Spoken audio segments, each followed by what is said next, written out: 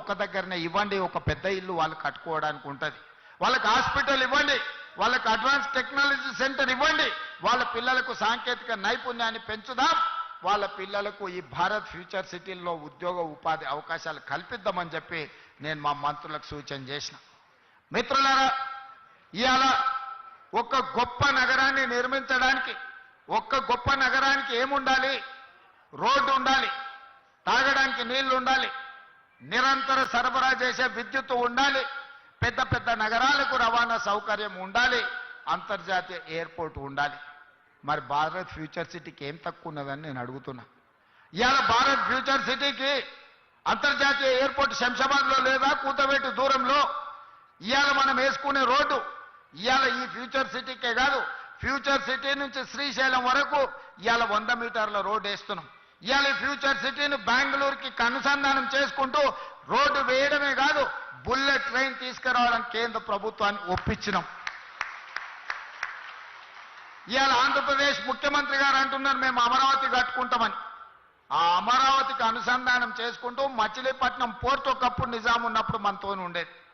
ఇవాళ తెలంగాణకు పోర్టు లేదని మనం ఎప్పుడు అనుకుంటాం. దక్షిణ భారతదేశంలో పోర్టు లేని రాష్ట్రం ఒక తెలంగాణ రాష్ట్రం.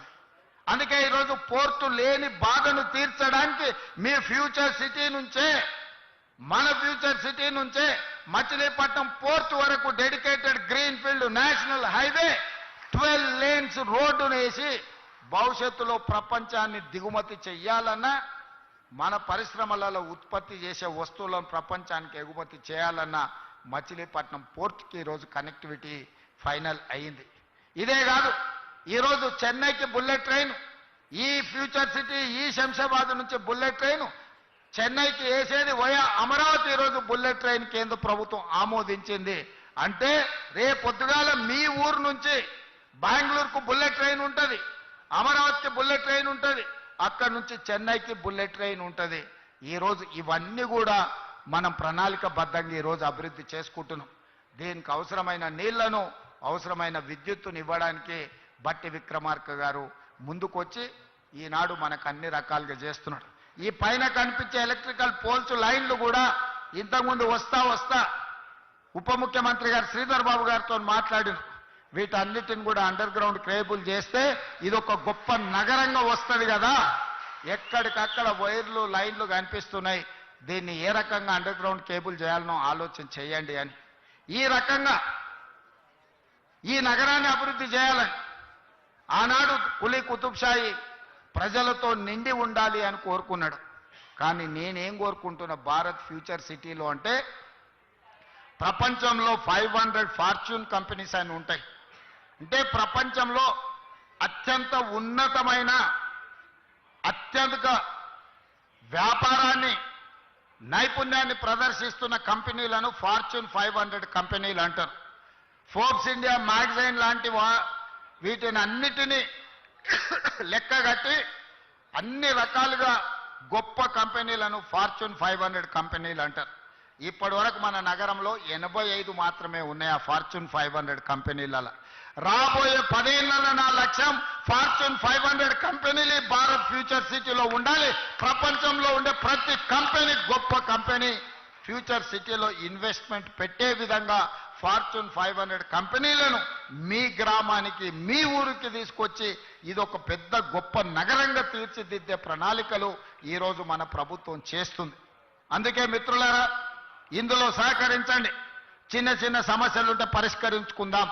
కోర్టుకెళ్ళి సంవత్సరాల కొద్దీ తిరిగి అడ్వకేట్ల ఫీజులు ఇచ్చి రావాల్సిన నష్టపరిహారం మనకు రాకుండా పోతే ఈ ప్రాంతంలో భూముల రేట్లు కూడా ఎక్కడికి పెరిగిపోతాయో తెలియదు. ఆనాడు కూడా మీకు వచ్చే నష్టపరిహారం తక్కువ వస్తే మీరు ఏమీ కొనుక్కోలేని పరిస్థితి వస్తుంది. అందుకే ప్రభుత్వం ఉదారంగా మిమ్మల్ని ఆదుకోవడానికి సిద్ధంగా ఉన్నది. మీతో కూర్చొని మాట్లాడుకుందాం. ఎవరో కోర్టు ఎందుకు, నేను కూర్చొని మీ సమస్యల్ని పరిష్కరించడానికి సిద్ధంగా ఉన్నా. నేను ఒక మెకానిజాన్ని ఎవాల్యూ చేస్తా. మల్రెడ్డి రంగారెడ్డి గారు, కేఎల్ఆర్ గారు సహకరిస్తున్నారు. అదేవిధంగా ఈ ప్రాంతంలో ఉండే ప్రజాప్రతినిధులను కూడా సహకరించమని నేను అడుగుతున్నా. వాళ్ళ సమస్యల్ని పరిష్కరిద్దాం. కోర్టులో చుట్లు తిప్పగండి. ఓ సినిమాలో చెప్తారు, కోర్టులో ఓడిపోయినోడేమో కోర్టులోనే ఏడుస్తాడంట, కోర్టులో గెలిచినోడు ఇంటికి వచ్చి ఏడుస్తాడంట. ఎందుకంటే అడ్వకేట్లకు ఇచ్చిన ఫీజులతోని వాని సంసారం మొత్తం దివాలా తీసి వాడు మొత్తం సర్వం కోల్పోతాడు అని. ఓడినోడు కోర్టులో వేస్తాడు, గెలిచినోడు ఇంటికి వచ్చి ఏడుస్తాడు. అట్లనే ఈరోజు మీరు న్యాయవాదులను బతికించడానికో లేకపోతే రాజకీయ పార్టీలు ఉసిగొల్పితే వాళ్ళ చిక్కుల్లో మీరు పడకండి.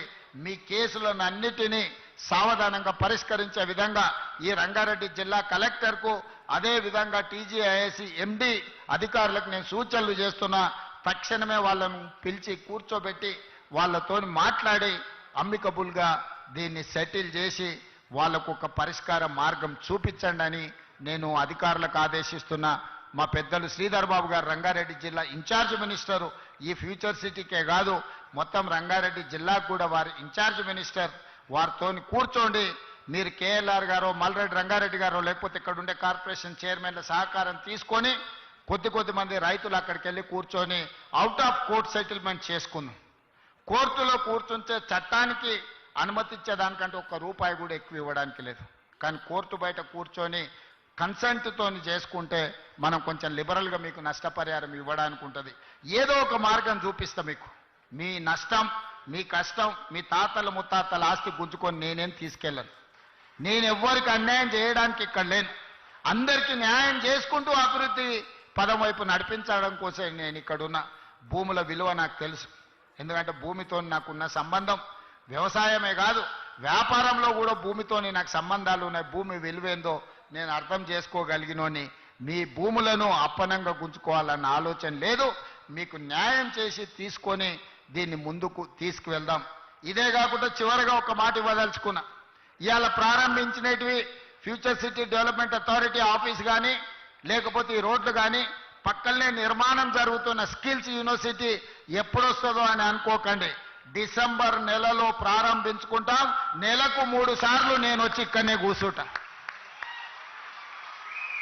ప్రపంచంలో ఏ గొప్ప కంపెనీడు పెట్టుబడులు పెట్టాలని నన్ను కలవడానికి వస్తే సచివాలయంలో కాదు, ఫ్యూచర్ సిటీ డెవలప్మెంట్ అథారిటీ ఆఫీస్లో నేను కూర్చుంటా. ప్రపంచాన్ని ఇక్కడికే రప్పిస్తా.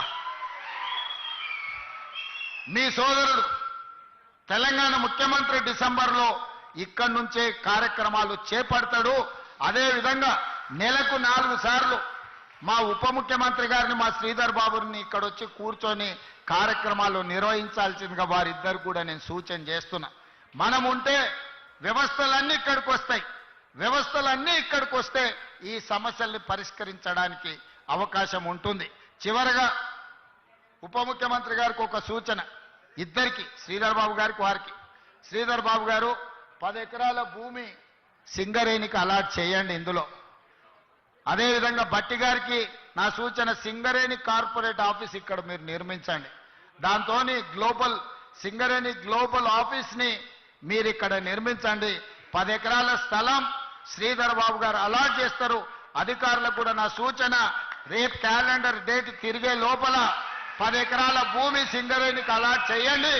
సింగరేణి గొప్ప ఆఫీసు 60-70 వేల కార్మికులకు సంబంధించి ప్రపంచంలో వివిధ రాష్ట్రాలలో వ్యాపారాలు నిర్వహిస్తున్న సింగరేణి ఆఫీస్, గ్లోబల్ ఆఫీస్ ఇక్కడికి వస్తే ఇమ్మీడియట్ గా కట్టాల్సిందే. కట్టడం కోసమే ఇస్తున్నాం. కండిషన్ అదే పెట్టాలి శ్రీధర్ బాబు గారు.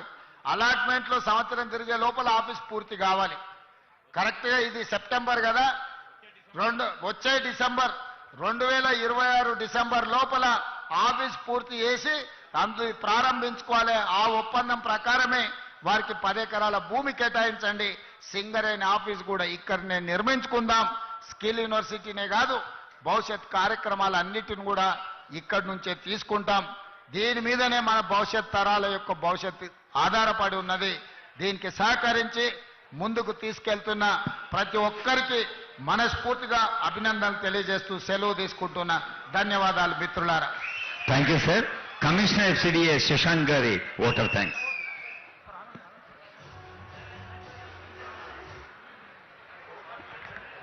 ముందుగా మన గౌరవ ముఖ్యమంత్రి శ్రీ ఏ రేవంత్ రెడ్డి గారి సంకల్పమైన భారత్ ఫ్యూచర్ సిటీలో భాగంగా FCDA మరియు రేడియల్ రోడ్డుకి సంబంధించిన శంకుస్థాపన చేసినందుకు హృదయపూర్వక ధన్యవాదాలు తెలుపుకుంటున్నాను.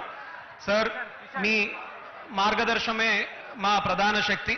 అలాగే గౌరవ ఉప ముఖ్యమంత్రి శ్రీ మల్లు భట్టి విక్రమార్క గారికి, మంత్రివర్యులు శ్రీధర్ బాబు గారికి, అడ్లూరు లక్ష్మణ్ గారికి, గౌరవ ఎమ్మెల్సీలు, గౌరవ ఎమ్మెల్యేలు, గౌరవ ప్రభుత్వ అడ్వైజర్స్కి, అట్లాగే గౌరవ చైర్పర్సన్లకి,